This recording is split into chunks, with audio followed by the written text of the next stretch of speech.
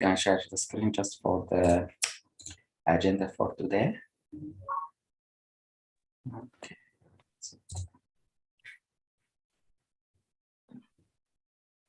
Hello, Dr. Naji. Hello.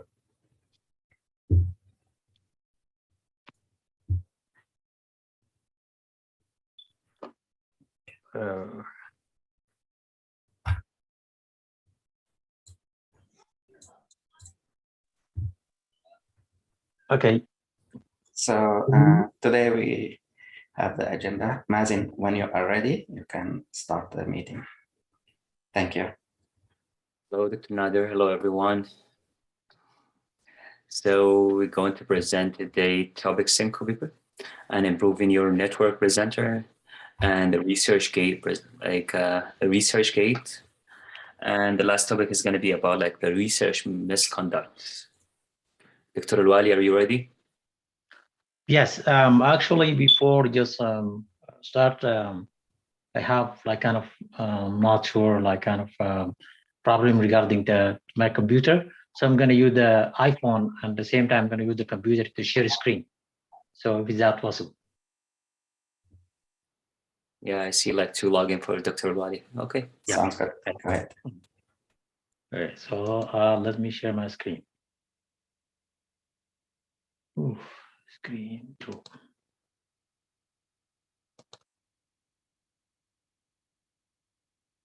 Do you see my screen now? Yes. All right.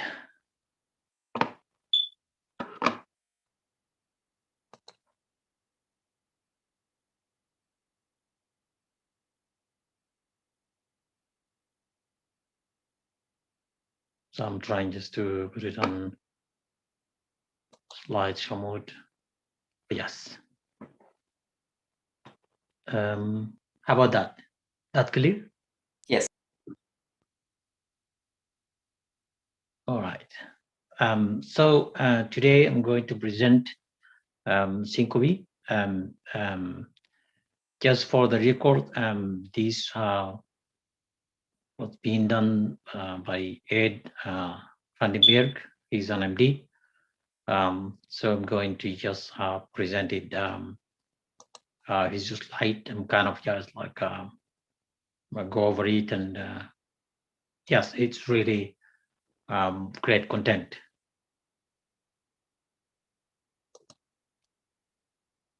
All right. So the first, let me just yes. So yeah, the first thing that we come to the definition of the syncope. So the definition is abrupt, complete loss of consciousness, and that exactly, and it could do to many possible causes. It could do to transient global cerebral. It could do to hyperfusion. It could be transient with short duration and complete spontaneous recovery. Epidemiology, when we just come to epidemiology and the prevalence of syncope, it's like 1 to 2% of ER visits. Actually, it's 1 to 3% of hospital admission, 3 to 37% lifetime prevalence, and first peak 10 to 30 years, second peak after 65 years old.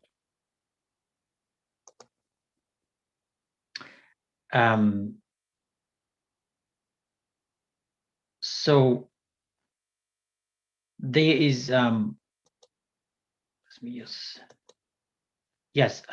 So the main cause, there's many causes, but the main cause it could be due to reflex mediated. It could be due to cardiac problem, and also it could be due to orthostatic hypotension. So what we like define the reflex mediated syncope, it's triggered by inappropriate cardiovascular reflexes that produce hypotension and or bradycardia, either way. And in young healthy person that become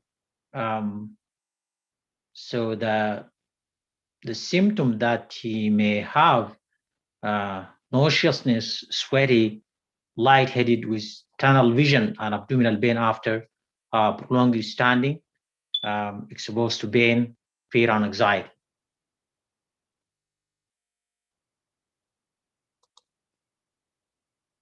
The other is cardiac syncope.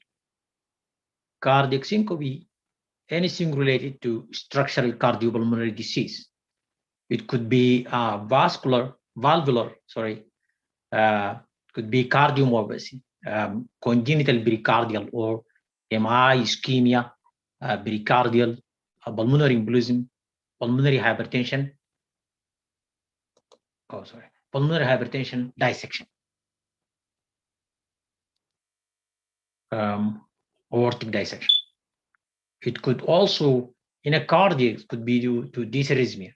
That's meaning in a heart, in a cardiac, could be due to structural in a heart itself, or it could be due to abnormality of the conduction of the heart.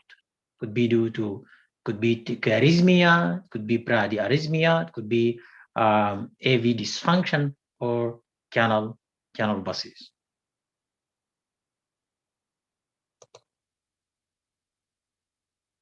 The last, but not the least, is orthostatic hypotension. It could be due to orthostatic hypotension. So 20% of patients over the age of 75, this is the cause of their syncope. If they being complain of syncope, 20% of them, we suspect that the cause is orthostatic hypotension. It occurs in response to sudden postural change. There's prodromal symptoms like the symptoms is kind of similar to reflex-mediated symptoms. Often exacerbated by prolonged standing, exertion, warm temperature, and meals.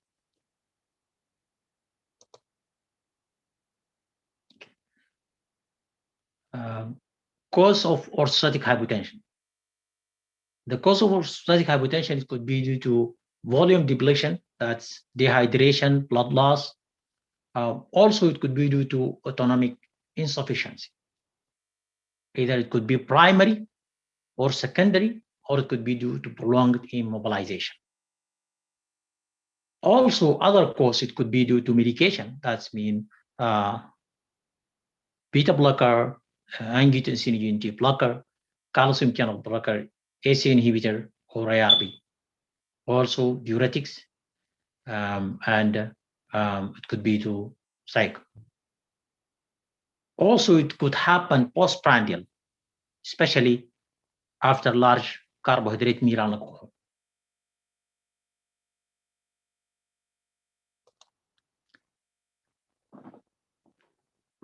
After we get like kind of just a clear idea of exactly the cause and main cause of syncope, now we will talk about the evaluation.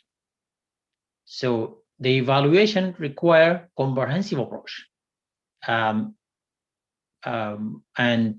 steps by step try ruling out the most lethal cause, specifically the cardiac cause, and then progress or process or try to evaluate the other etiological as indicated. So evaluation, the first step, history and physical exam, EKG, labs. So just like CBC, electrolytes, glucose, blood urea, nitrogen, creatinine, calcium, oxygen saturation, cardiac enzymes.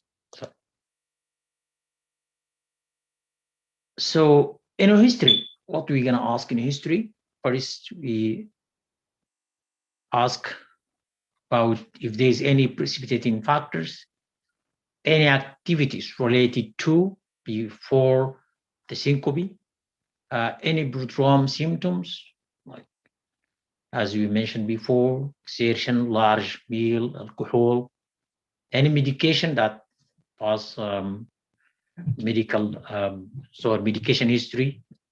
If the patient use any beta blocker, any calcium channel blockers. So, and the most important thing, the weaknesses, because with weaknesses, then you can either go to central nervous system or CNS causes or other, if there's any seizure, and also you have to make sure just check for the comorbidities, patient diabetic, hypertension, any other cause. So this is characteristic of the three classes of syncope. As we mentioned before, by definition, so the phase is prior to event, during the event, and recovery, and then compare between cardiac, vasovagal, and seizure. So for the cardiac arrhythmia, it could happen in any position. Less than 5-second warning, precipitation, there is no any precipitation. Also, the palpitation is rare. In contrast to vasovagal, that it is aborted with lying flat.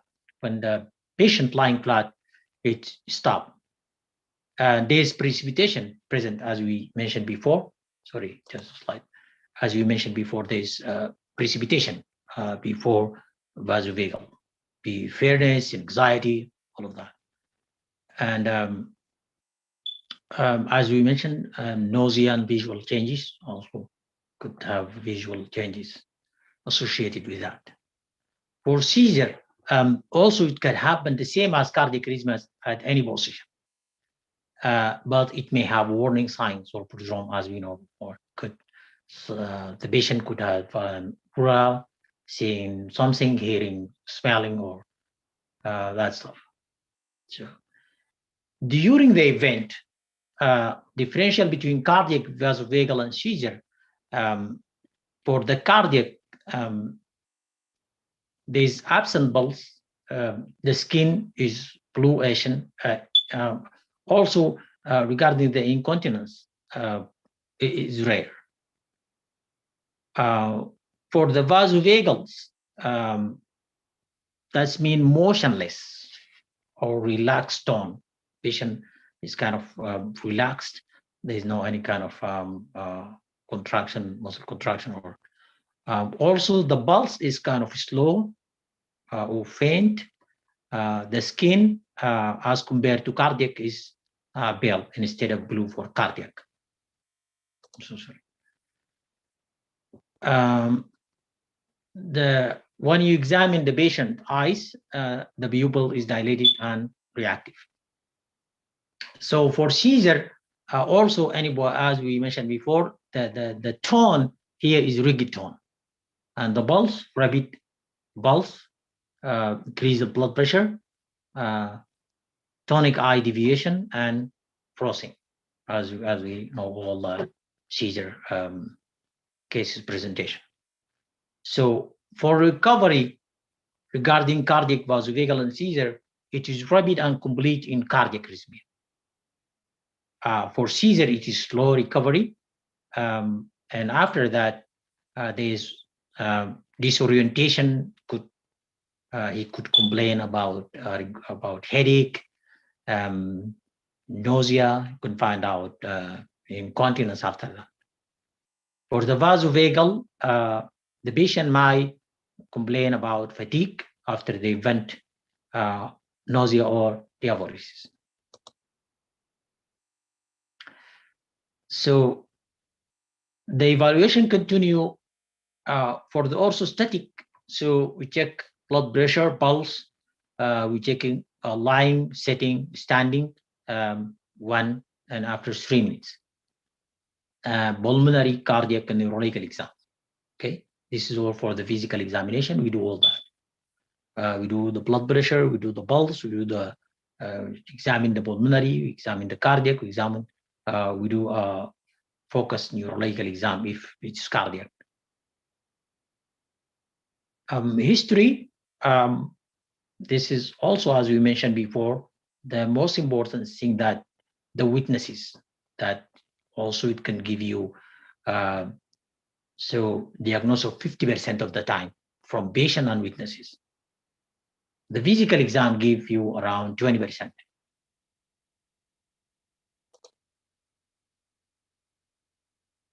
For the lab,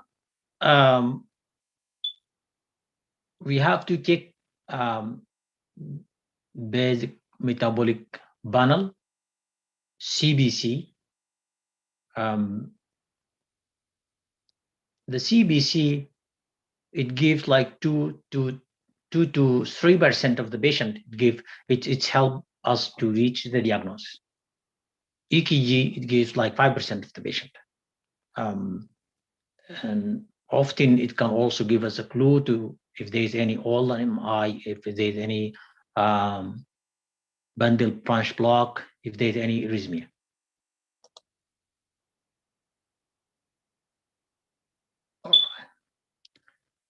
So for the echocardiography, it can yield unsuspected finding in 10% of the patient. And if, for example, if you are going to, for example, do stress testing syncope, you will need to do an echo first to rule out if there's any obstructive disease, such as aortic stenosis or septal hypertrophy, if you want to do any stress echo. You have to make sure to rule out any obstructive disease. So for patient with structural cardiac abnormalities, that's structural heart disease, coronary artery disease, congestive heart failure, valve disease, or congenital heart disease, or if there's EKG abnormalities, that means there's OLMI, branch block, bundle branch block, any arrhythmia, any conduction system disease, sorry, or if they have ischemic symptoms. In this case, you have to perform exercise or pharmacological stress testing. So it means if there is structural abnormalities, as we said, any coronary heart disease, any heart failure, vascular disease, or if that you have EKG abnormalities as listed here, and have at the same time EKG abnormalities and ischemic symptoms, then you should add an exercise or pharmacological stress test to evaluate for the causes of syncope. So when we are going to add ambulatory Holter monitor, so for the Holter monitor, if there is no structural abnormalities, as we mentioned before, but still you are suspect that there is the cause of the syncope is a cardiac cause. So at this, you have to add an ambulatory Holter monitor. So the ambulatory Holter monitor, it helps that it demonstrates the absence of arrhythmia or symptoms in up to 70%. So in up to 70%, we can do a Holter monitor if we suspect that the cause is cardiac, but still there is no any cardiac abnormalities.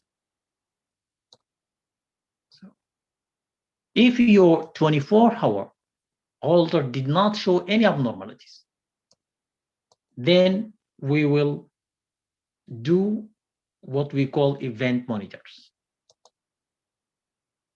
So the event monitors, or it's called ambulatory lobe recorders or event monitors, is the king of the heart. But there is a condition.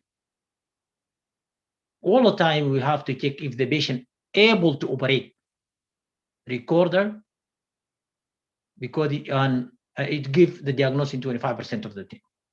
If the patient is unable to operate the recorder, then we have to implant it, implantable loop recorder. So as I said here, ambulatory loop recorder helpful if your patient is able to operate the recorder. And it gives us 25% of the diagnosis. If it's not, then you have to implant it. So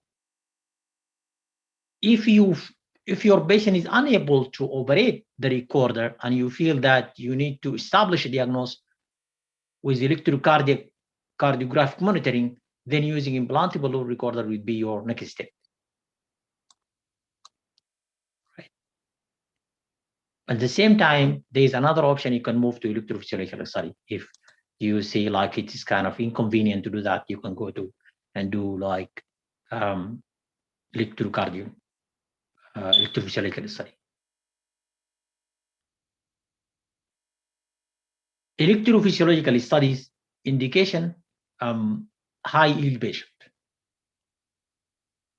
structural heart disease with unexplained syncope, detection of arrhythmia in ischemic heart disease.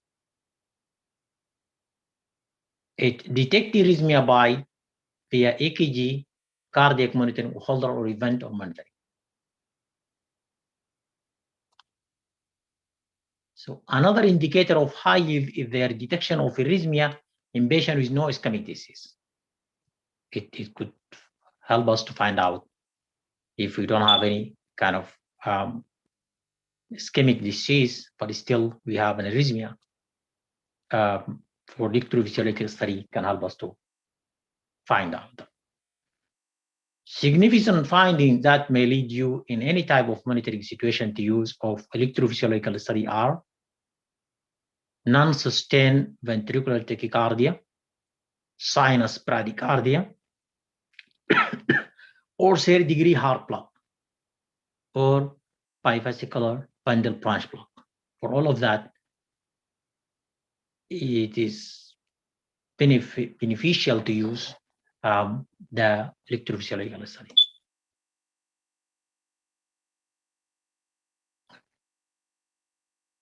So here we kind of do meta-analysis. So bowling the structural, bowling a lot of study with good quality. And they said this meta-analysis demonstrate one to consult a cardiovascular for electrophysiological study. In structural heart disease, up to 21% demonstrated ventricular tachycardia. 34% demonstrated bradycardia with a pretty good total of diagnostic yield of up to 50% in patients with organic heart disease. Note that some patients had both ventricular tachycardia and bradycardia. This is all regarding to meta-analysis, how to the benefit from using electrophysiological studies.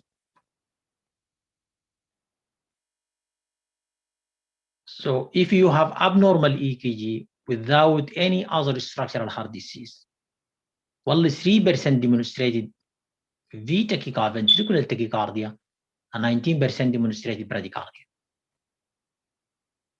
Okay. And I think it's kind of just, I didn't focus on it a lot, but it gives us kind of an idea of percentage to use and percentage to suspect when we use it to diagnose syncope.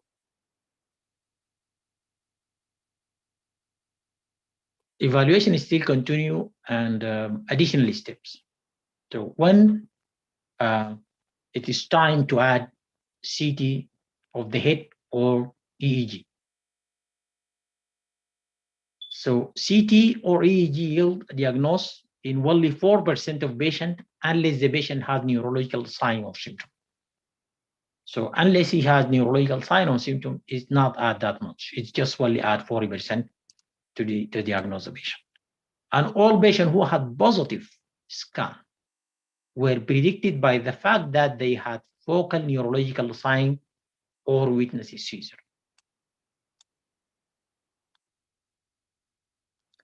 A good neurological exam will tell you whether or not that's the first step we use from the beginning, that we have to do a physical exam and history, which is one of the most important steps. So from the physical exam, you will know exactly if down the road you will need to do a CT or EEG.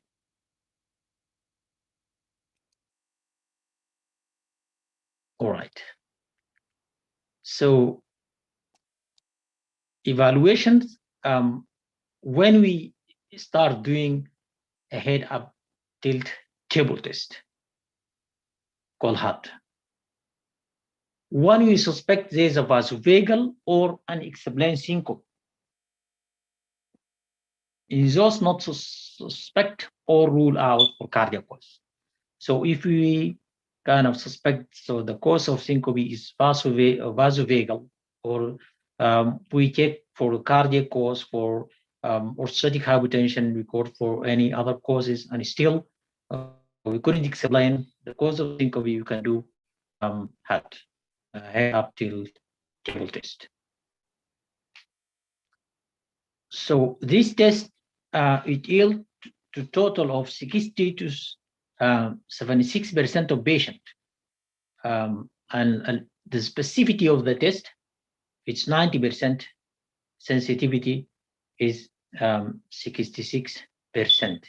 So it is kind of easy to rule out. I think easy to rule in, sorry. Easy to rule in if you have, if the patient have vasovagal syncope, or to find out exactly the cause of unexplained syncope.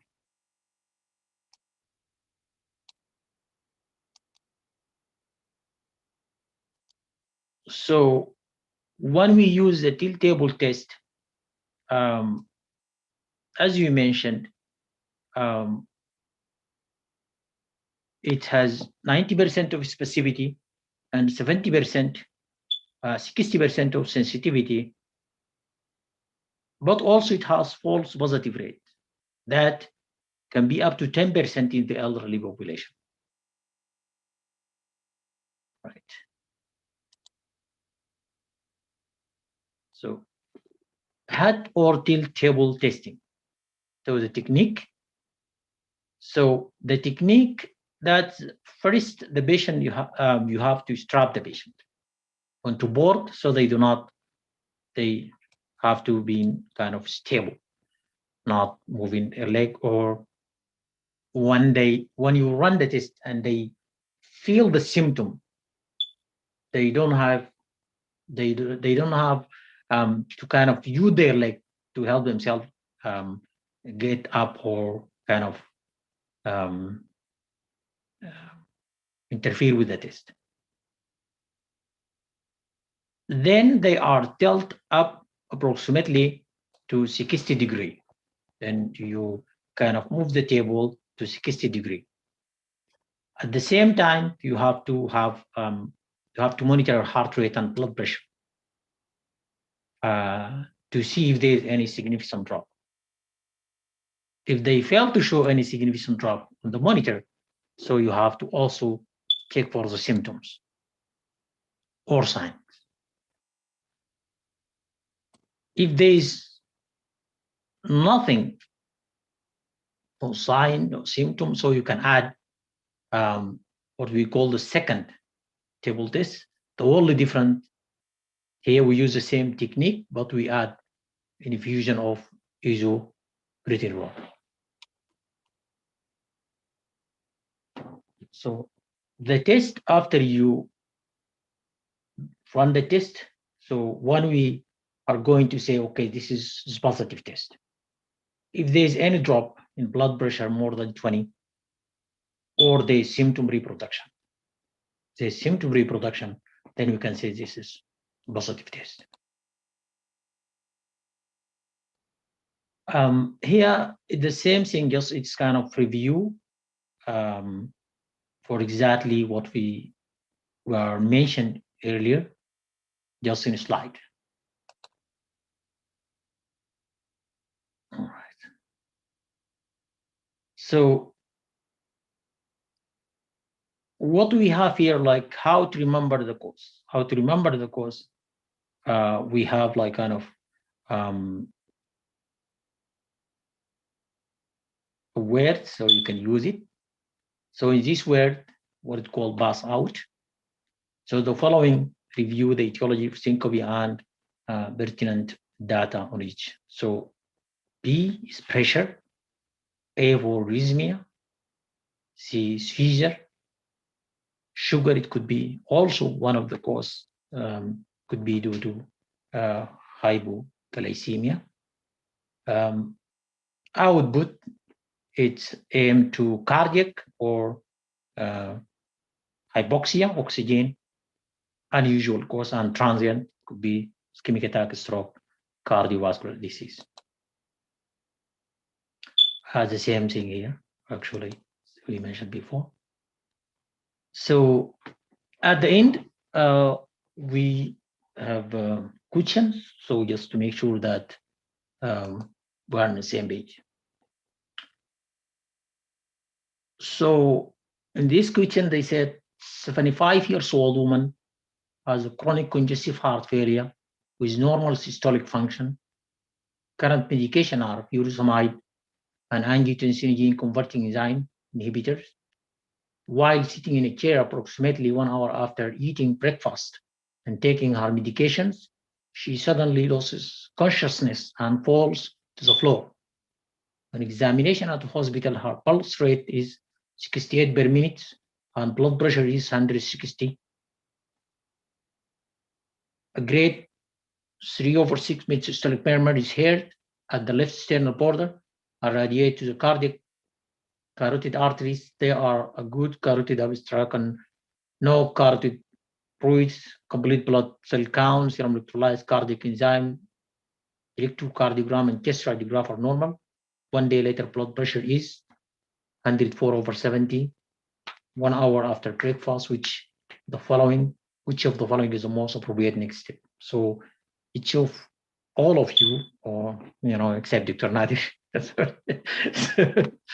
so you can read the question and then which of the following is the most appropriate next step? Can see the chat, so you can left your answer in the chat.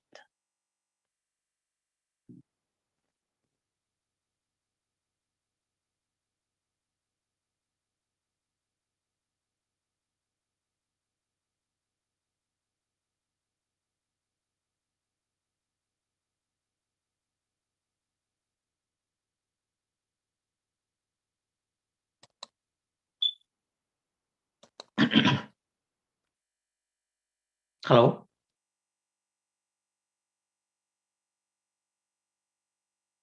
Okay, Muhammad Ibrahim.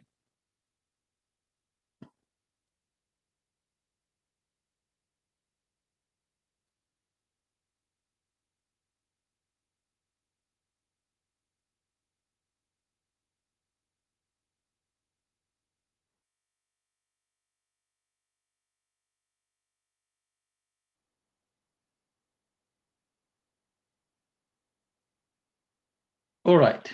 So, Avinash. Yes. Right. So,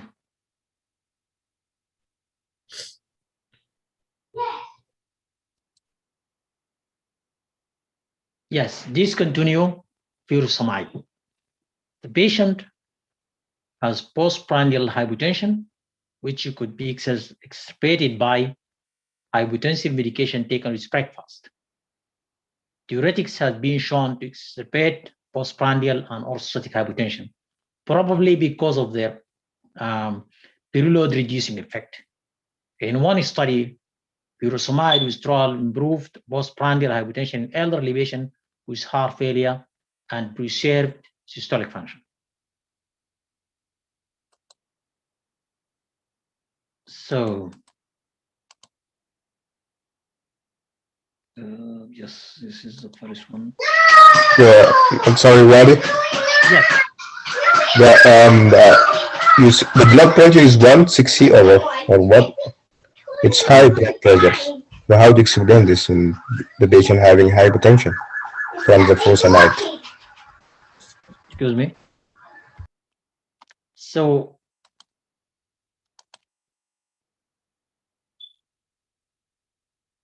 I think the patient, he's hypertensive. Is regular with his medication is 160/72. So it may be a not hypertensive to normal person who is his normal blood pressure is 120/70. But for someone who is hypertensive, that means his all organs, his whole body adapted to the high blood pressure 160/70. When his reading is 104/70, that it could bring the symptom for him as orthostatic hypotension. This answer your question?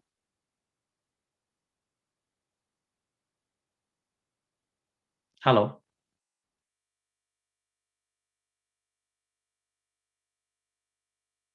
Thank you.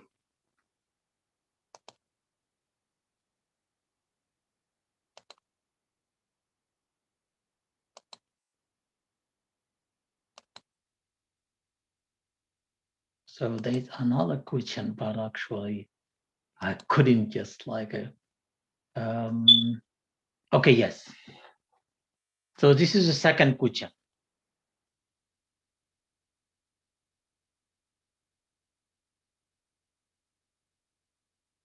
Um,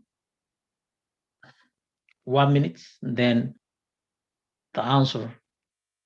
What is the most likely diagnosis for this patient?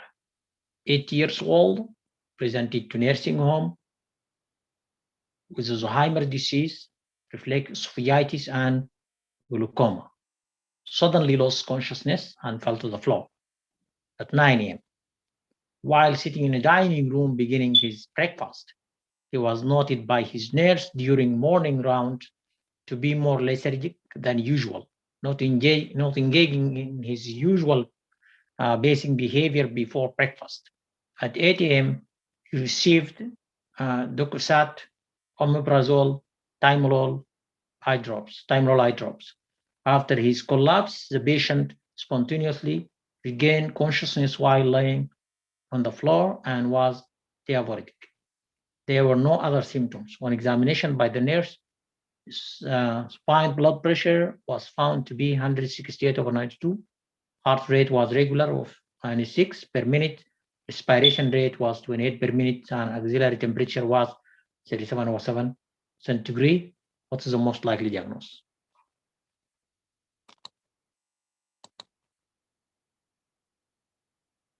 1 minute or less than that.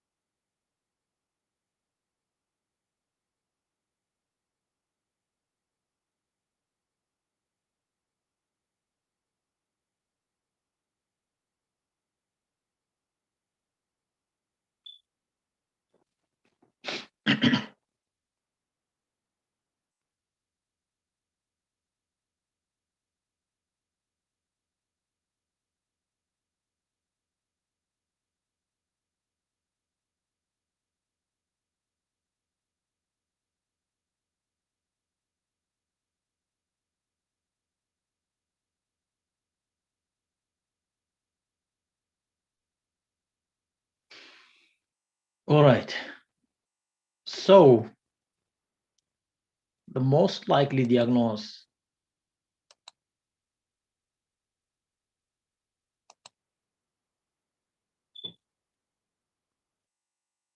is pneumonia. So they said like syncope in elderly patient is often the atypical manifestation of disease or situation that may not be expected to result in loss of consciousness. Pneumonia is a common cause of syncope in the elderly patient. So the first, the most common cause, the common cause of syncope in elderly patient is pneumonia, possibly as a result of hypoxemia, dehydration, or altered cardiovascular reflexes. In this case, there are several signs consistent with this diagnosis. First, the patient was lethargic during morning rounds, suggesting that there was an occult illness. Also, during the nurse's examination, he had relatively high heart rate, a respiration rate suggesting that presence of an acute respiratory illness. His auxiliary temperature of 37.7 centigrade corresponds to an oral temperature of 38.2 centigrade, which is high.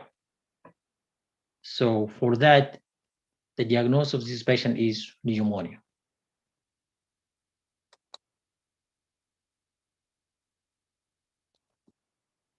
So this is just more explanation of the other option. Is that like the patient was eating breakfast meal, postprandial hypertension did not occur until 3 to 40 minutes after the meal. In fact, that he receiving ophthalmic timolol drops might predispose him to bradyarrhythmia. However, heart rate is good, 96 per minute. Arrhythmia is possible, but this would present acutely and would not be associated with lethargy earlier in the morning. Diagnosis of neurally mediated syncope is less common in the elderly patient, but does occur. Usually, this is preceded by prodrome of, they have to have prodrome symptoms, nausea, abdominal discomfort, varices, or stressful situation. Finally, it's possible that an acute MI precipitated syncope. However, in the setting of lethargy, fever, and tachypnea in nursing home patient, always suspect that pneumonia is the cause of his syncope. And thank you for having me.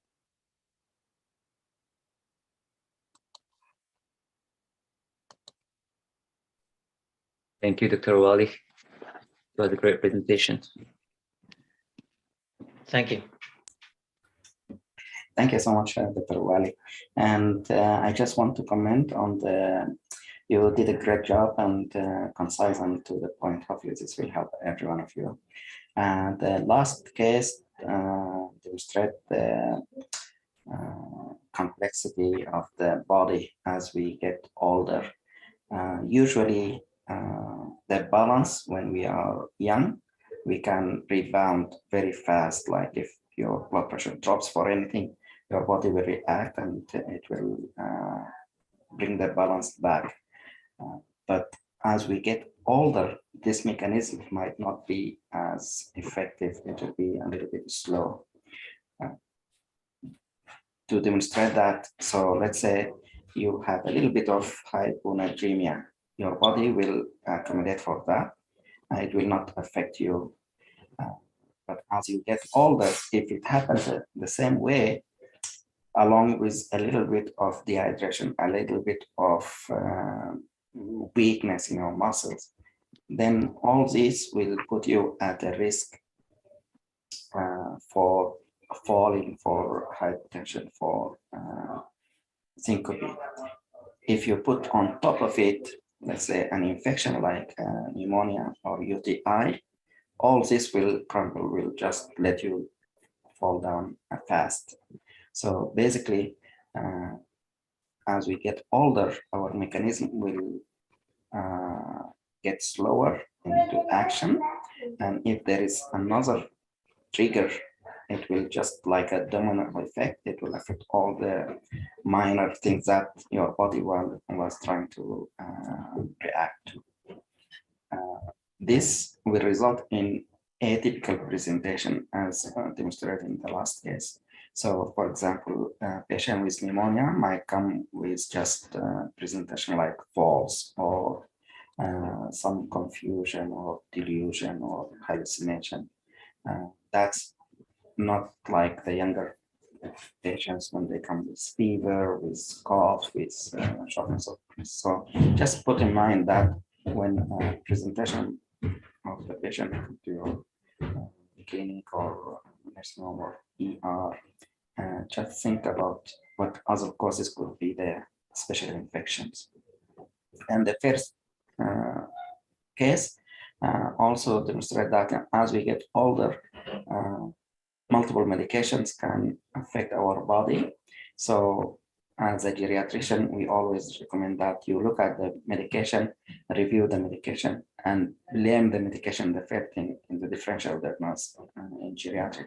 So look at the medication and see if any one of them cause the problem. If not, then you go to the other list of diagnosis, differential diagnosis for your case. So thank you. Just I want to share. Thank you, Dr. Naji. Thank you. So right now we're going to speak about how to improve your network with Dr. Abdul Hadi. So whenever you're ready, you can start.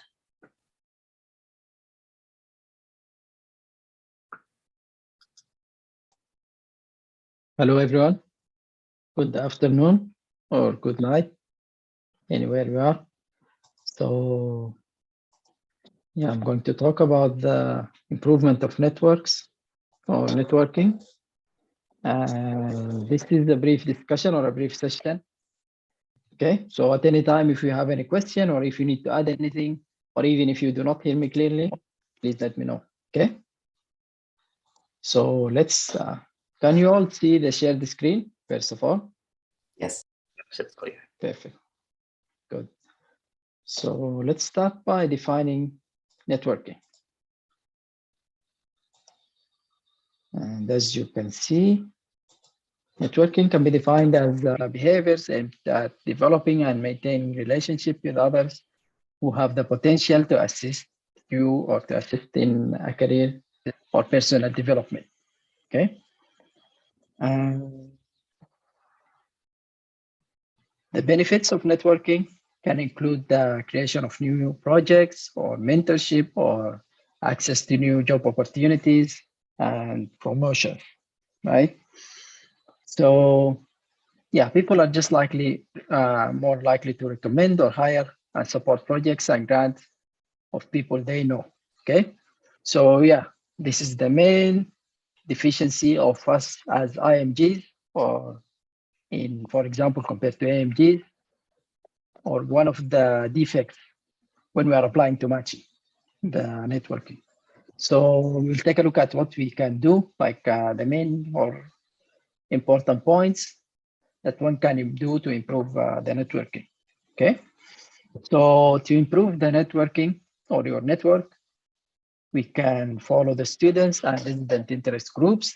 And by groups, I mean social media groups, which will, for example, make you or keep you updated on where you stand from everyone else and what could be done. And this can also provide you with ideas or opportunities to further expand your network. Another thing that you can do is use your existing network to expand your horizon. Okay. So yeah, you can start from your own personal network, and this includes your mentors, colleagues, or colleagues of medical school classmates or friends. And by the way, yeah, this is how I personally joined this amazing program or fellowship. And this was just by a recommendation from one of my friends. So yeah, this actually works. Another thing that we can try is electives or rotation, especially with the matching and the improvement of networks or networking in matching.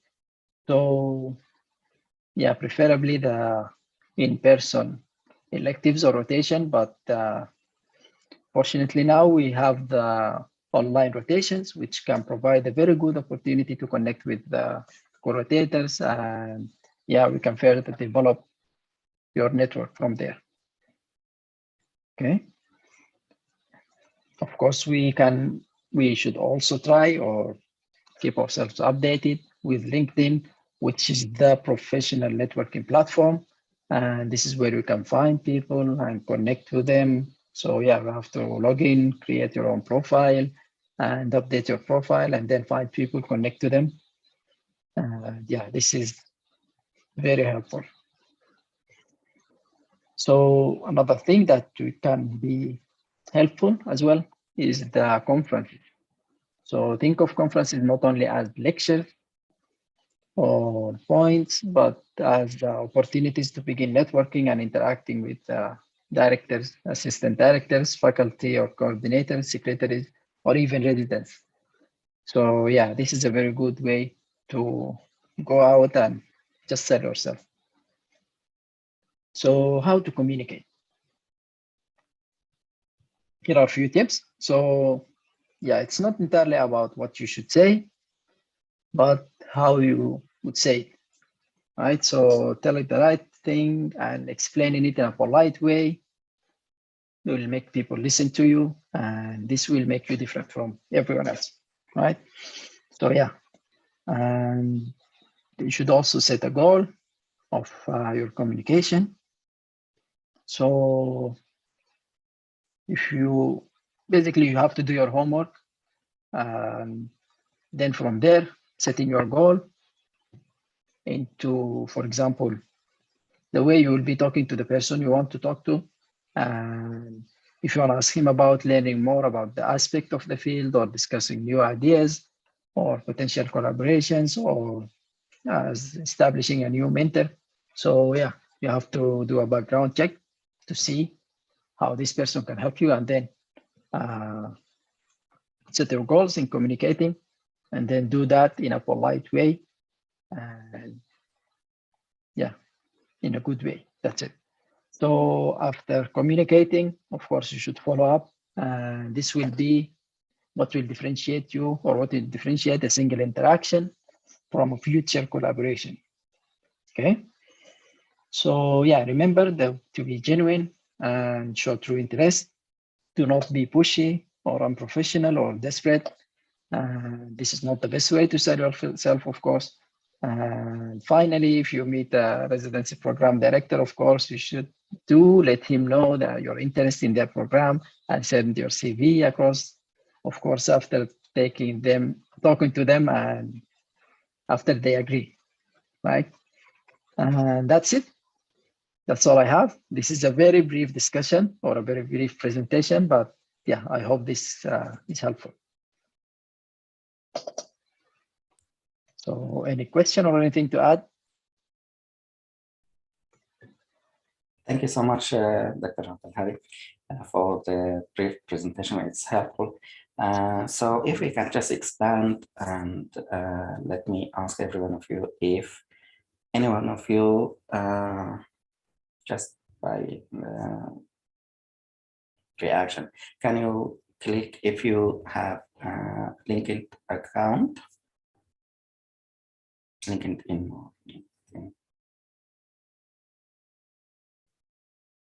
So Hiba, Avinash. Yeah. So it seems like less than 50%, if I'm counting right.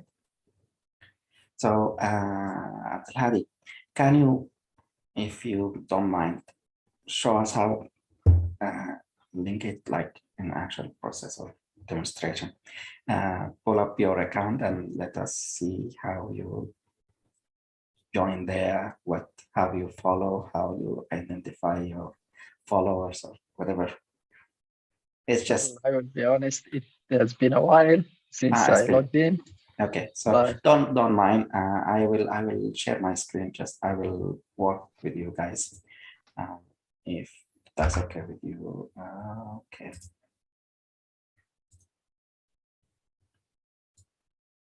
So as Dr.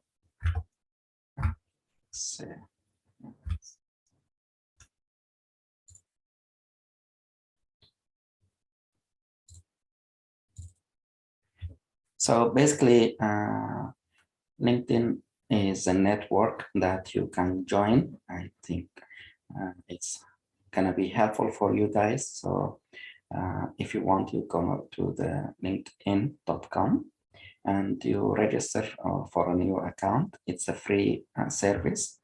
So when you go there, it will ask you about your, you can edit your bio or your background name, and if you have a position in certain, your graduation, what university, what's your address, something like that, so location.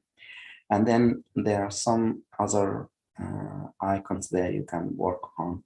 So you can look at my network, you can create new networking by inviting others, or you can look at many other people that connected. So you can, so for example, Ali, he is a fellow with us. I can send him a message, and then when we get connected, then I can see his, it's similar to the Facebook. I can see his interest and then who he is following, so I can build up on his connection or network there. I can search for jobs, for instance. I can put search, identify certain keywords for myself, like if I'm interested in internal medicine, I can put internal medicine or family medicine or neurology, whatever. And it will come to you as a job alert. So if there is any opening, it will be somewhere there. So this is an artificial intelligence according to my resume, my information that I put on my home screen. I'm a researcher, so some of the research position will be displayed for me automatically. So if I'm interested, I will look at that. If not, I'll just disregard it. So you can use these tools here. You can start messaging with other people who are in your connection. Let's say, Avinash, I want to ask you about what let's say, in your area, what's the most common family accepting residency program. You live in Florida. I'm interested in that. So he can tell me a little bit of the area, for example. Same goes with other connections here. For example, I can just ask her if I'm interested in neurology. She is already in a neurology program there. I can share some information or ask for some information addition in that area. You can get some notifications. For example, someone posted a poster in a conference. You can follow that person and congratulate them, for example, and see what they presented and what conference is that. If you have the same interest, maybe you can get together, and for next year you can plan to submit to the same conference, for example. So basically, you try it and it's free. And if you are interested, there is an option of trying to go to premium service. I haven't been there, so I'm not sure what the other connection or information of the benefit from the premium service. But I think it's better to have a linked account for you guys. I know that some of the open position for residency was posted or circulated in this area, so some might benefit from that. Not necessarily now, but in the future. So it's just a brief demonstration for that. Anyone else using it? Maybe Avinash or who else? Muhammad Tijani. Maybe you can tell us more of your experience, or anyone else. Thank you so much, Dr. Nader. Yes, this is a good platform for making connections with resident, and as well as the program director, coordinators, and as well as you can make the resume from the LinkedIn. They have a built-in options, so you can just open that options and just download your resume from there. And that's it. Yeah, this is a good platform. So you all guys must have to upload your profile and make a connection. Thank you. You're welcome. And it's better when even in ERAS application, you can put that in somewhere that you have LinkedIn account, and maybe they will look at your website and or the account and get more information about you there. So I think it's advised for all of you to have an account. Okay. Anyone else wants to share about the persona? Go ahead.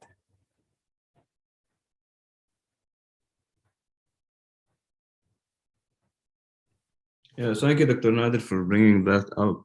Definitely LinkedIn, a great way to connect and give more windows actually to establish more a bigger network with different at different levels, at the level of colleagues, or as you mentioned, program directors, program coordinators, or even alumni of programs that also can give you some advice and tips of who you try to get in contact with. Yeah, thank you so much for that. Thanks. Thank you, Dr. Abdelhadi, for the presentation. Thank you, Mohammed and Avinash. Salma put some comments on the chat.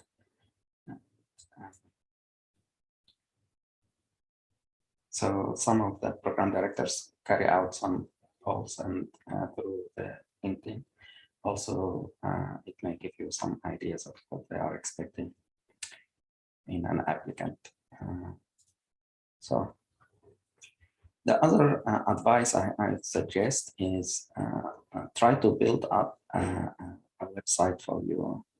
There are different free options that you can create your own website. It should be just simple. It's like putting your resume in a website.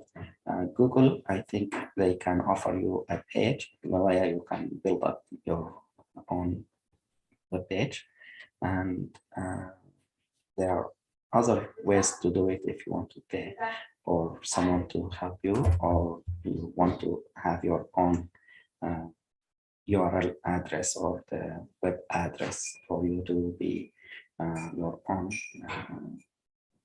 Like, show you again. See, share screen. So, for example, here linkedin.com. Instead of that, I will put my name Nader, for example, .md or dot something like that. So this your website will be.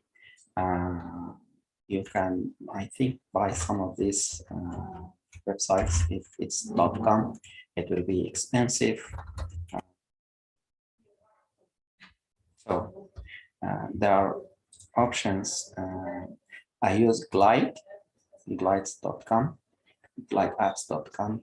It's also gives you a free version or tool. You can use that to build up, and then it will be just, for example, you can put your name here instead of www.nader.glide.com, something like that, or page. So it will be easier for you to distribute this or share this address in your CV, in your web, and your communication with others. When they click on it, they will come to your page. They will have more information about you if they want to, for example. This is another option. In the past, you used to have a card, business card, but this when you meet people in person in conferences and so forth. So you will share with them your business card. Nowadays it's electronic, so you should think about how you can develop an electronic version of that for you guys. It's just a way. Think about it. Excellent. Any other comments? Any other suggestion or any of you wants to share? If not, maybe we can go to the next Nancy, if you want to go to the next agenda. So next is going to be the research gate by Dr. Selma. Thank you, Dr. Mazen. Good afternoon, everyone. So today I am going to be talking. Can you hear me? Yes. Oh, perfect. Okay. I am going to be, let me just share my screen.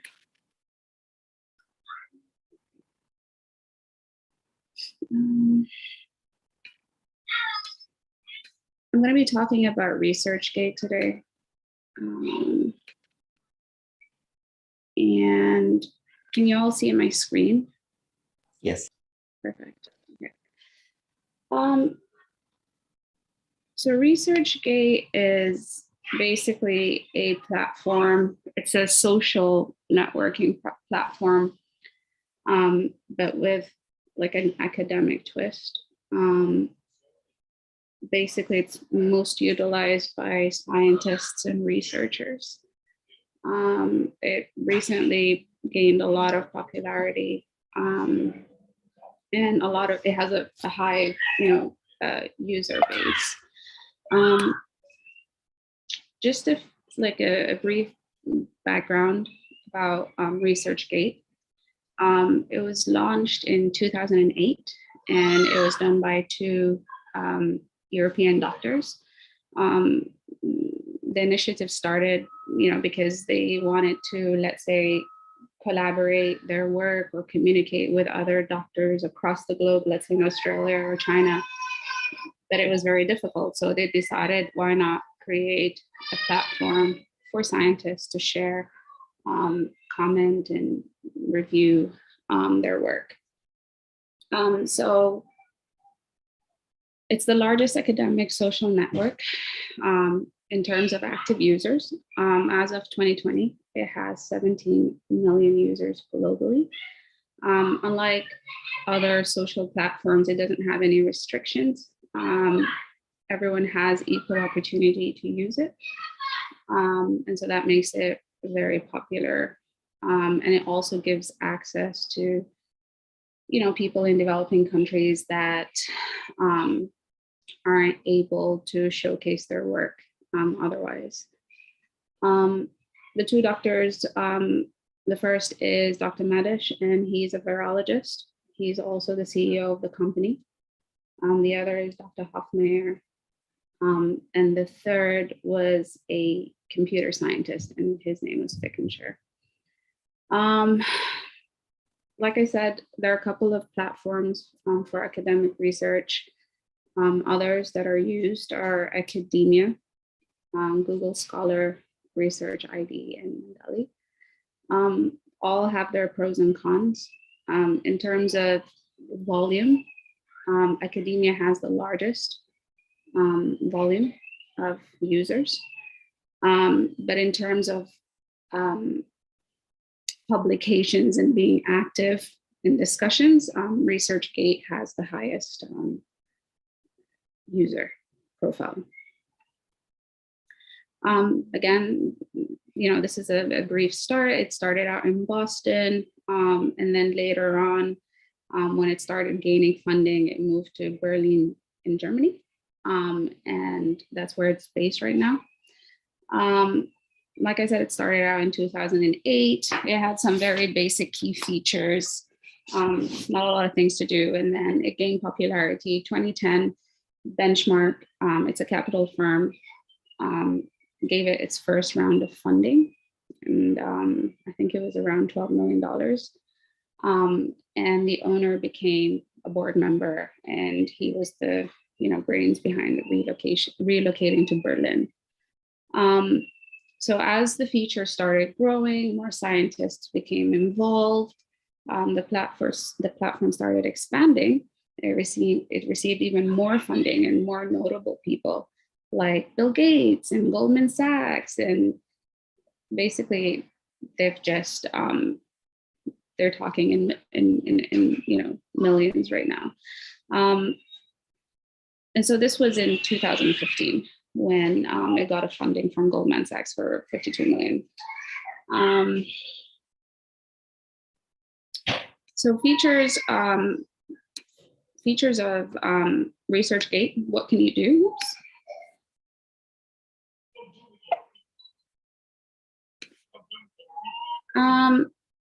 So unlike the other platforms, for ResearchGate, you have to register. And if you wanted to be a member, you have to have an email address, and not just a random email address. It has to be from a recognized institution. If you're not at a recognized institution for any reason, someone in that institution would have to manually confirm you. And so it's very restricted on who can be a member, and that makes it easy to verify institutions and members, and therefore it's a safer platform to use for scientists. What can you do as a member? Like we said, it's like social media.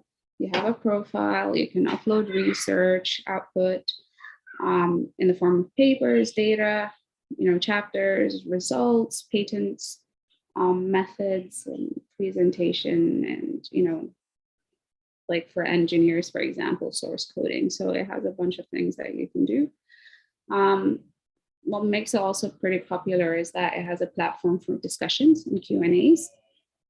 And usually, like with other like platforms, you would only, like LinkedIn, for example, doesn't really have a Q&A platform. You post stuff, people reply, and you engage in a discussion in that sense. But with ResearchGate, you can start a discussion, you can post questions, and a discussion ensues. You also have the ability to restrict contacts or block users, just like with other platforms. In terms of what you can do, in regards to research, let's say I'm interested in COVID-19 and its effects on the elderly population. So I would type COVID-19 and let's say effects and geriatric population. It will start generating all these interests by other users in that field. And so it sources all your interests. And the way ResearchGate works is it has an index with all the profile users, and that's how it generates the studies and interest to specific members. As we mentioned before, there's a blogging feature. It also allows you to write reviews of peer-reviewed articles. It lets you connect with other users with similar research interests. So let's say I'm out here in the US and I'm working on sand wave and bats. But I'm only aware of users here in the US. ResearchGate allows me to connect with people, let's say in Japan, who are working on the same project. And that way we can collaborate and discuss findings and compare, and even come together and produce as one. When a member posts a question, it's also so remember we said earlier, you get sourced all your interests. Same thing here. If I post a question, it's fielded by ResearchGate sort of by default to others that have also identified that topic as their user profile and relevant expertise. So you're getting a full picture or like a full discussion from experts in the field. And then obviously there is a private chat room where you can discuss things. And then a very important part is the job board. And I'll show you later in the profile. So when this came out in 2008, like with every profile, there were pros and cons. Business Week reported it as a very powerful link to link scientists from developing nations with the rest of the world. A very large population, student population, was actually from the University of Delhi, and they were reported as using ResearchGate mostly for academic purposes. And for higher education, grad colleges, a survey was carried out, 20,000 who used academic social networking, predominated with ResearchGate, and specifically for access and publishing. There's a magazine called Nature, and it's for scientists, obviously environmental and nature. They sort of had a like a neutral response. 88% claimed they were aware of ResearchGate, but they would not use it as a platform to like discuss or publish. They only use it when they're contacted by members. So it has mixed reviews. Some people like it, some people don't. But it's definitely a good platform to showcase your work. As we mentioned earlier, we have competitors, academia, Google Scholar, and Mendeley. We mentioned that academia has more registered users, 34 million versus 11 million with ResearchGate. But we said ResearchGate has a larger active researcher profile. This was mostly, attributed to the fact that you have to have a profile from a designated institution to be registered. And so that would explain sort of the little number in comparison with academia.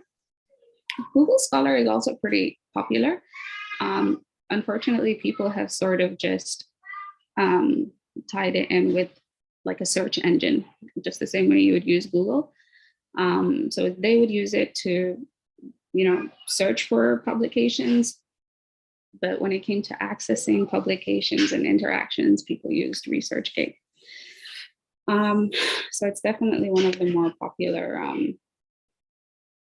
platforms. A few things, criticism. Once I go into the profile, you'll find that there's a scoring system for users. There's an H index and there's an RG score for each user. So a lot of critics, mentioned that this is a very questionable way of calculating, a score. Like, what are you using? What are your indicators? And, it could be very unfair for other people who don't have, equal access. And then it also relies on journal impact factor. One publication could have a very strong impact factor on one population, but not so much on the other. So people are saying it's not a very fair way of rating publications. This was a huge problem. What ResearchGate did at some point was it auto-populated profiles for people, but they were not actual real people. They were just profiles of people in institutions. And it does that by sourcing, let's say Dr. Nader worked on a project with 10 other co-authors. Let's say I am one of those co-authors and I don't have a profile with ResearchGate. It will automatically, which is what I found out today. I did find a profile of mine, but I didn't create it, but it was there and it had a couple of publications in there, but it wasn't me who created it. And so that was a source of criticism. A lot of institutions and members felt it caused misrepresentation. Another main, source of criticism was ResearchGate emailing unsolicited invitations to co-authors, but it wasn't just like a spam email. It came in the form of a personal invite from the user. A lot of people complained and that was supposedly recently discontinued. They were also criticized for spamming their competitors by gathering emails from their platforms. And then the most important of all of them was copyright infringement. And I think this is the most important of them all. A lot of people publish other, publish articles and journals without being aware of what the copyrights are of that specific journal or publication. And so that puts you in a little bit of a legal fix. This was addressed several times, and you'll find that on the website now. There's a little sort of a note to address this factor. There's a dark side of kind of like the dark web of the internet.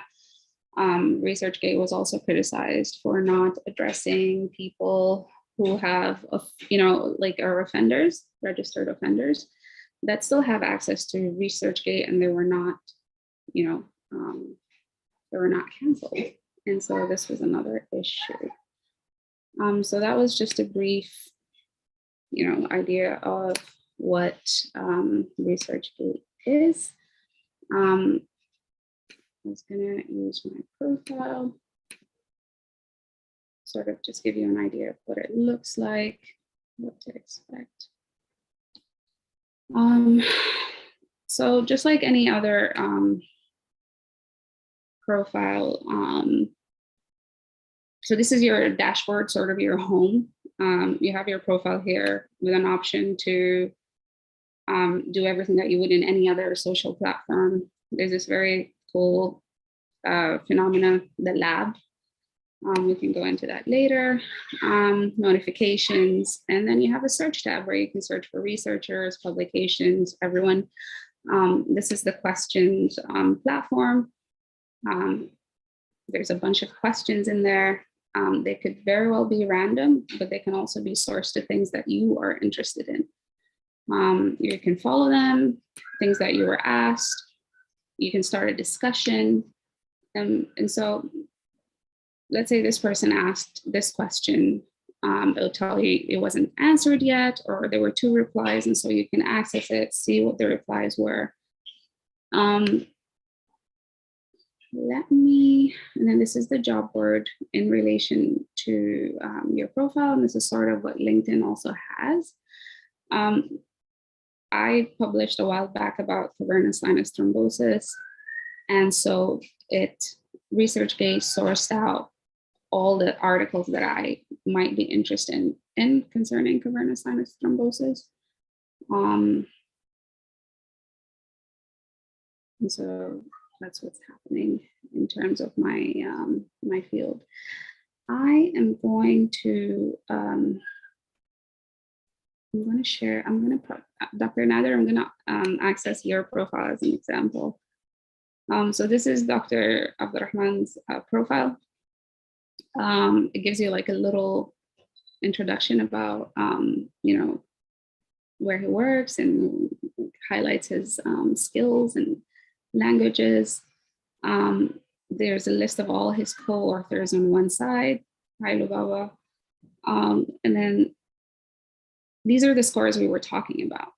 So research interest, that's a very high number, and it will tell you, it compares that to the general population in ResearchGate. So it'll probably tell you Dr. Nader has a high research interest, more than 85% of the ResearchGate community. He's been cited this number of times, and a high H index. You can learn more about that in there if you go into details. And then obviously there's like a list of all his researches, but there is a short cut to it here.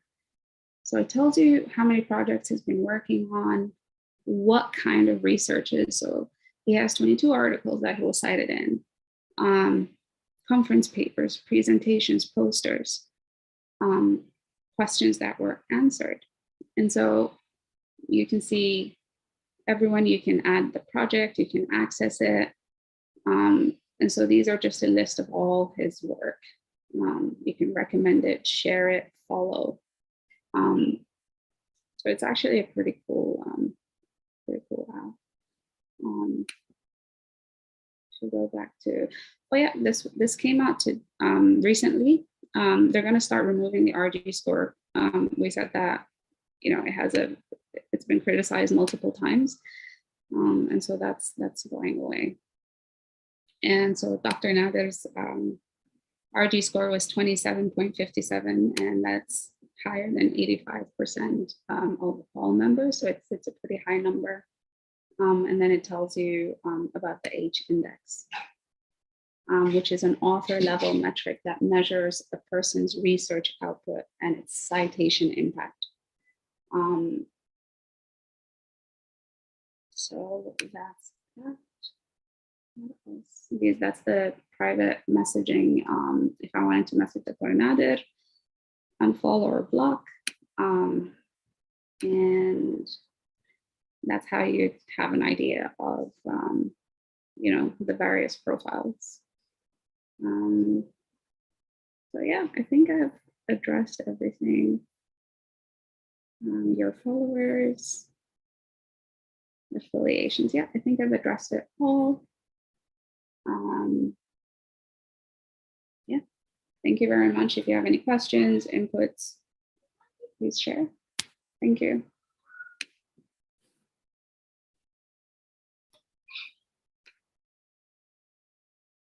Thank you so much, Dr. Salma. This also a great presentation and concise and to the point, and hopefully this will help every one of us.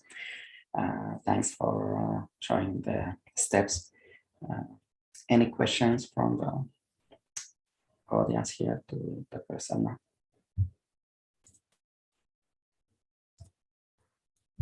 Okay, who has ResearchGate now from you guys? I have one, Dr. Nader. Yeah. Hello. Go ahead. Hello. Go ahead, Yeah. Slafa. Yeah.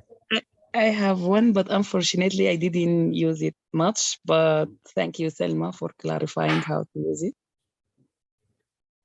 Excellent. Thanks for sharing. Dr. Salma. Thank you. Thank you. Anyone else? Any comments? So again, I suggest if you can, Afrah has one, that's good. So if you want to add any comments or share comments, that's fine. But I suggest every one of you create an account with ResearchGate or other services like Dr. Salman mentioned, other platform. So just to make a statement that you are in the research community and you have some way to share your work there or display. Good. So we have some people in the audience who have their own ResearchGate account.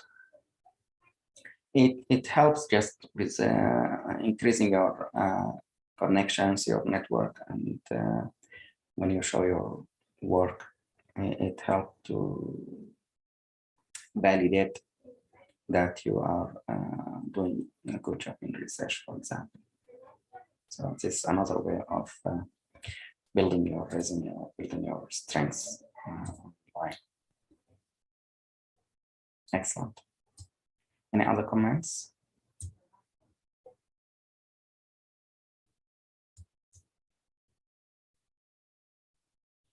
If not, maybe Dr. Masna can go to the next if you have some. Yes, so our last topic for today is going to be like research misconduct. So I'm going to present that.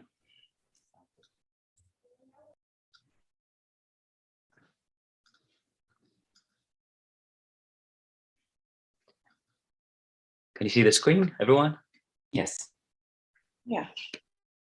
Yeah, as all we know, like having a research publication, it could be like a great achievement in our future career, but sometimes doing it like the wrong way, it could be a trouble or make us like a problem. For example, like research misconduct. So the goals of this session today, we're going to define the research misconduct, Then we're gonna go to define fabrication. We're given like with some example. We're gonna define falsification with example. We're going like to define plagiarism with example. We're gonna learn how to avoid research misconduct. And the last thing, we're gonna learn about reporting and investigation research misconduct. So first of all, what is research misconduct? Research misconduct means fabrication, falsification, or plagiarism in proposing, performing, or reviewing research, or in reporting research results. Like in summary, research misconduct, we can conclude it as fabrication, falsification, or plagiarism. So what is fabrication? Fabrication is making up data or fabrication data or results, or making up recording or reporting any part of the research. For example, fabrication of data, creating record of interviews of subjects that were never performed before. So this is an example of fabrication. Falsification is manipulating research materials, equipment, or process, or changing the data or results. Example for falsification, changing the times or dates that blood sample were drawn from human subjects. Plagiarism is the appropriation of another person's idea. Like basically you're taking like another person's idea and you refer to yourself, or process or results or word without giving appropriate credit. Research misconduct does not include honest error or differences of opinion. I'm gonna speak about like what does mean by honest error. Okay, where can research misconduct occur? It can occur at any part of the research. It can occur in the publications, or the presentation part, or the posters, or funding applications. So a lot of people, they doing the falsification or like fabricate some information so they can conduct funding, and they can get like benefit of that information or that research. Who's affected by research misconduct? Everyone. Research team, it can impact the institution, or it can impact like the whole research community. What is the consequences of research misconduct? Researcher found guilty of misconduct can lose federal funding, or it can be like worse, to be restricted to supervise research, or like, yeah, it can lead to like to lose their job. Like you can lose your job like by misconduct your research, or like falsificate or plagiarism or fabricate any part of research. An institution should have procedure in place to investigate and report finding misconduct to the NIH. It's called like Office of Research Integrity. So Office of Research Integrity, we're gonna know like what is this mission. So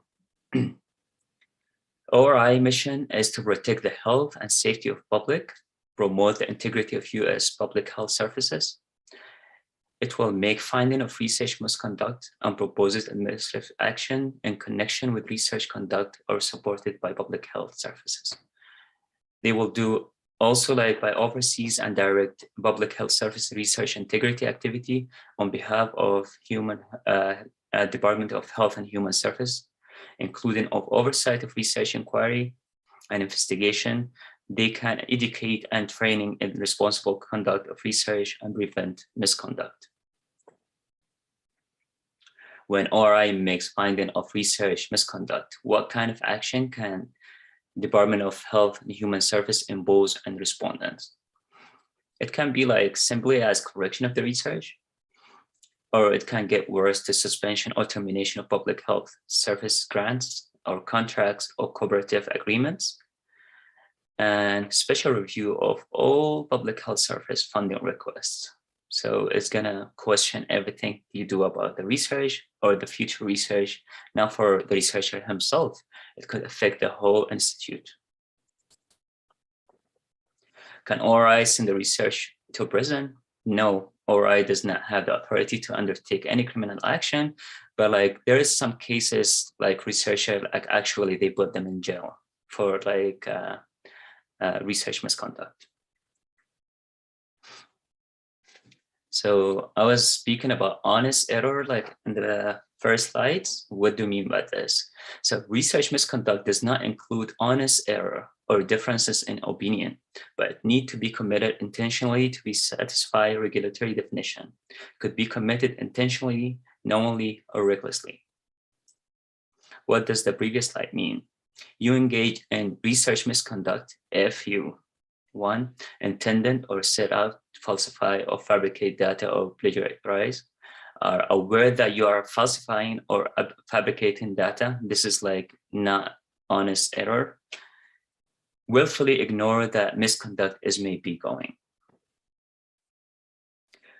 Researchers must conduct research responsibly, not limited to avoiding fabrication and falsification of data and plagiarism.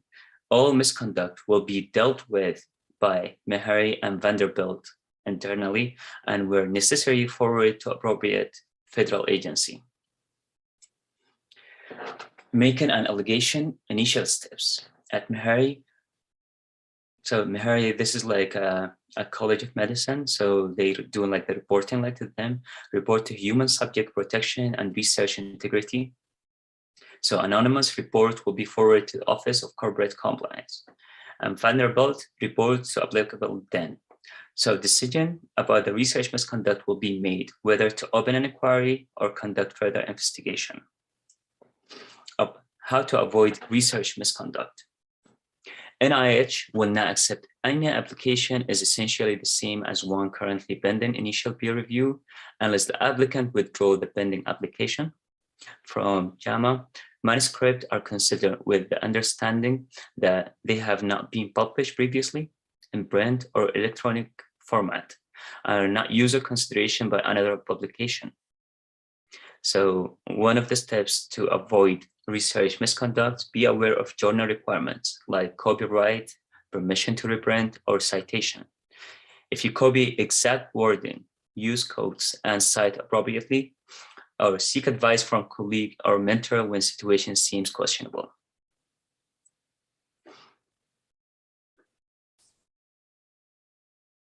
So basically that was like a research misconduct.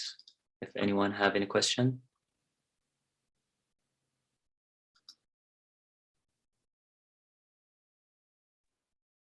Thank you so much, Dr. Mazen, for this brief, also helpful presentation.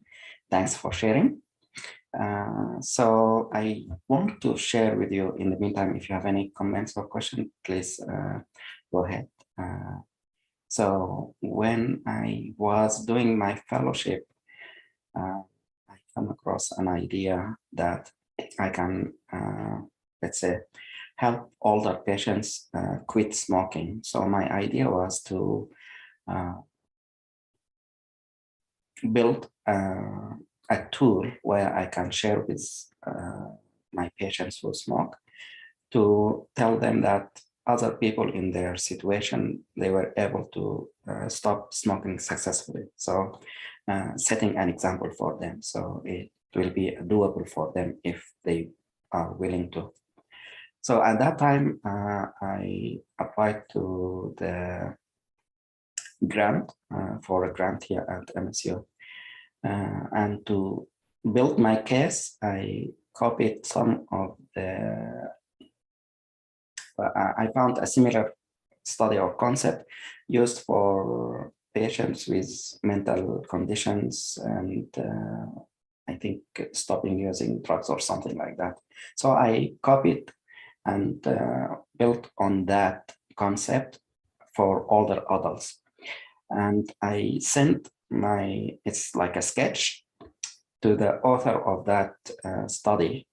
And I told her my idea about using the same concept, but for older adults.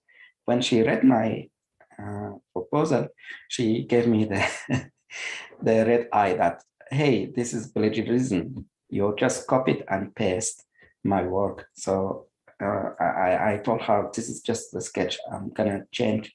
So the first thing is, if you want to get some exact work from the previous publication, you put it in quotes or refer to the person who mentioned this, published this. The second option is to modify or edit or change the wording or the concept with your own words, with your own expression, to refer to their work and express your idea. So this is what I did. I applied for the funding, and I got the research going, and that was my first funding opportunity, and it went fine. So that was a nice thing. But I didn't know about volunteerism at the time. So at least now you know, guys. So don't do it. And the second point I want to share is when we publish, let's say some of you work on certain projects and we submitted some posters to, let's say, ANDA, for instance, and got accepted, and we presented the same poster there. Now we have an opportunity to apply to another conference because the topic is important to that conference. They say, we can accept your work, but you have to modify it. So in that sense, if we have more, let's say, more data collected or more results or discussion, then we can edit our previous submission to ANDA, change it, and submit it to, let's say, the Alzheimer Association conference or meeting. And in doing so, they can accept that. But you have to contact them first. Tell them that this is my idea. We presented that in another conference. Do you accept that? So some conferences will accept just the presentation. Some will say, no, we don't accept any previous presented work. So you have to verify with the conference or the meeting organization as far as they can accept your work or not. The third point is I want to share with you, we have a good acceptance rate. So we did what we just discussed. So we have 3 publications, posters that were accepted in the past, and we submitted them to the Alzheimer Association meeting, and they have been accepted. So we modified them and will be presented in July, August of this year. So the background I have now is San Diego. So the presentation will be there. So congratulations for the team who worked hard in these 3 posters. So good job. Thank you so much, guys. Any comments, any questions? Go ahead.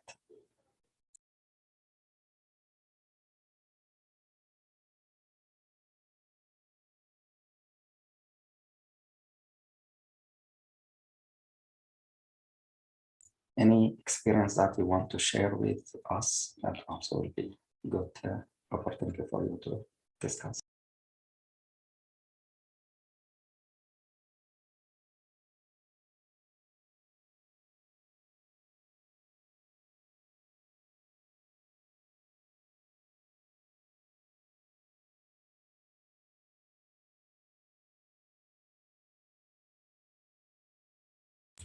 If not, then we can go to the next agenda.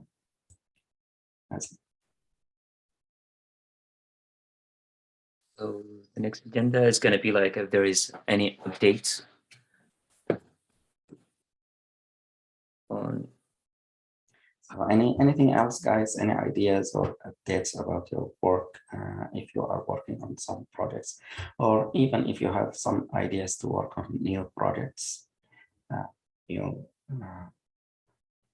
research questions. If you do have any question, please let me know. You can send me an email or text. We can call. You can call, and we can discuss other options for new projects, and we can also try to create teams for these projects.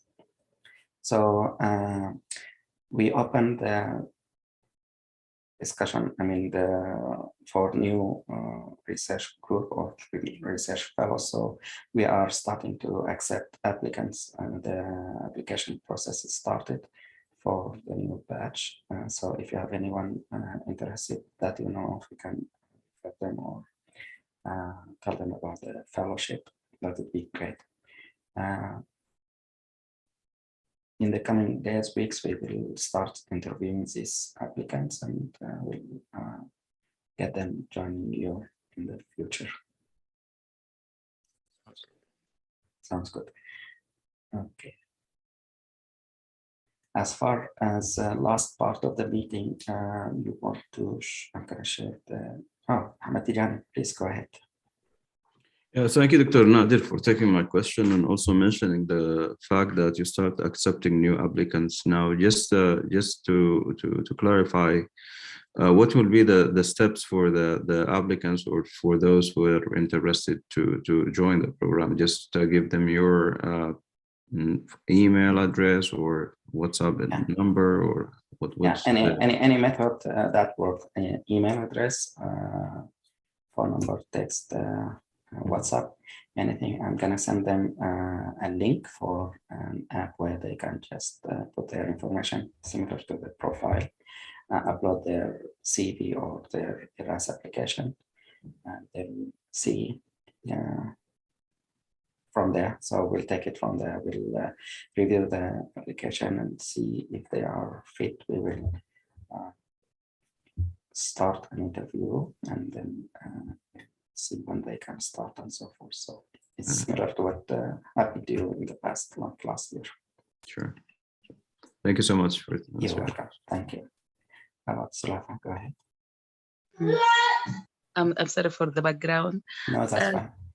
Yeah, so I have one of my friends who is interested, but I give her the link, the previous link. So I should give her the email instead of the link, or? We already got some through the link, so I'm not sure if she is one of them. If you don't mind, send me an email with her name so that I can double check if she's not in the list. I can tell you she can use. I think it's the same link, if I'm not mistaken. It's the same. Okay, thank you, thank you. Okay. Anyone else? Any other questions? Any comments?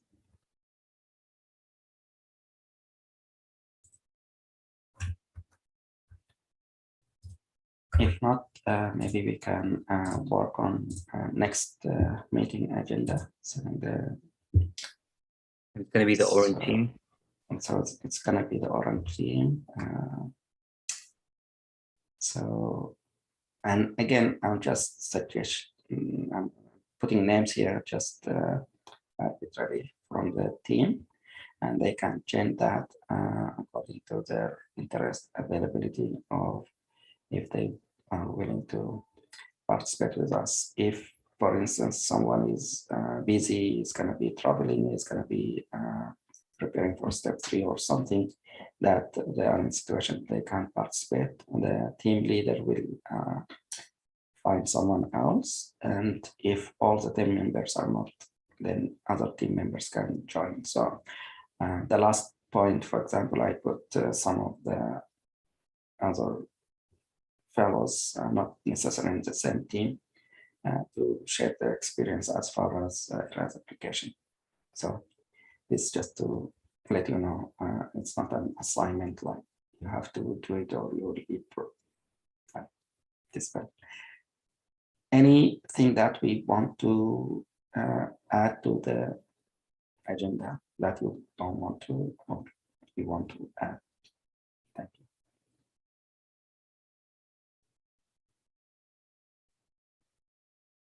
So I'm not sure if Sarah with us today. If not, maybe someone can reach to her and let her look at the agenda and discuss with the team. If they are able to work on the agenda, that's fine. If there's any issues, let me know, or they can work it out with other fellows. Avinash, are you okay to work on Miro presenting that? Yes, Doc, sure, I will do it. If you want to involve Samah, if she's available, or some other member of the team to divide the task to do, that's also an option. It's up to you. All right. Thank you so much, guys. Any other questions? Any other comments? Anything else we can do to improve the fellowship for you guys or for the next generation, next batch? Think about it. If there is anything, please let me know, email, call, or send me a text. I'll be happy to discuss that. And we'll try to improve. A couple of weeks ago, Ala sent me a text or an email with some suggestion that we want to involve more or get the fellows more active, and we can change the setting of what we are doing now. So that will be discussed maybe later, and we'll see how we can improve as far as participation and dividing people into actual teams and the presentation and so forth. All right. If no other questions, I'd like to thank you, Dr. Mazen, and thank all the presenters and all the audience for coming over. And I wish you all the best. Good luck. Thank you so much. Thank you. Have a great day or night. See you next week. Thank you, Dr. Nader. Thank you. Thank you. Thank you so much. Thank you. Thank you, Dr. Nader and everyone. Yeah. Thank you, Dr. Nader. Thank you, everyone. Thank you, Dr. Mohammed.